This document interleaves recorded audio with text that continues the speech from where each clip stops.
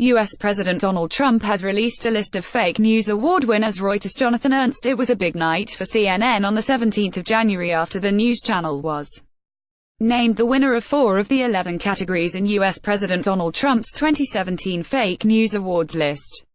Other mentions included the New York Times, Newsweek, and the Washington Post. This latest attempt at attacking the free press is part of the U.S. president's ongoing war against the media and their alleged attempts to manufacture controversies and untruths. Trump announced the winners of the highly anticipated 2017 Fake News Awards via his Twitter account with a link to the Republican National Committee's website. However, minutes after his tweet, the site crashed, reportedly due to the surge in visitors, with a spokesperson stating that traffic was off the charts. 2017 was a year of unrelenting bias, unfair news coverage, and even downright fake news, the introduction of the awards list mentioned. Studies have shown that over 90% of the media's coverage of President Trump is negative. Soon after his winners list tweet, Trump softened his stance, claiming that despite some very corrupt and dishonest media coverage, there are many great reporters I respect and lots of good news for the American people to be proud of. Both Republican and Democratic senators criticized the president for going after the press with his fake news awards and called it an example to other international leaders on how to shatter one of the key pillars of democracy. He has threatened to continue his attempt to discredit the free press by bestowing fake news awards upon reporters and news outlets whose coverage he disagrees with. Arizona Republican, Sen.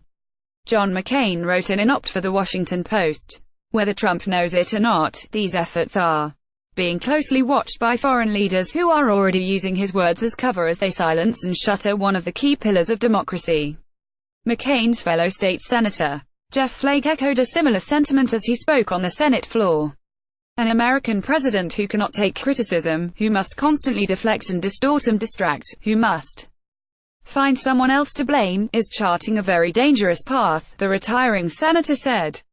It is a testament to the condition of our democracy that our own president uses words infamously spoken by Joseph Stalin to describe his enemies. Check out the complete list of winners of Trump's Fake News Awards below. New York Times. Paul Krugman claimed on the day of President Trump's historic, landslide victory that the economy would never recover. ABC News. Brian Ross chokes and sends markets into a downward spiral with a false report. CNN falsely reported that candidate Donald Trump and his son Donald J. Trump Jr. had access to hacked documents from WikiLeaks. Time falsely reported that President Trump removed a bust of Martin Luther King Jr. from the Oval Office. Washington Post falsely reported the president's massive sold-out rally in Pensacola, Florida was empty.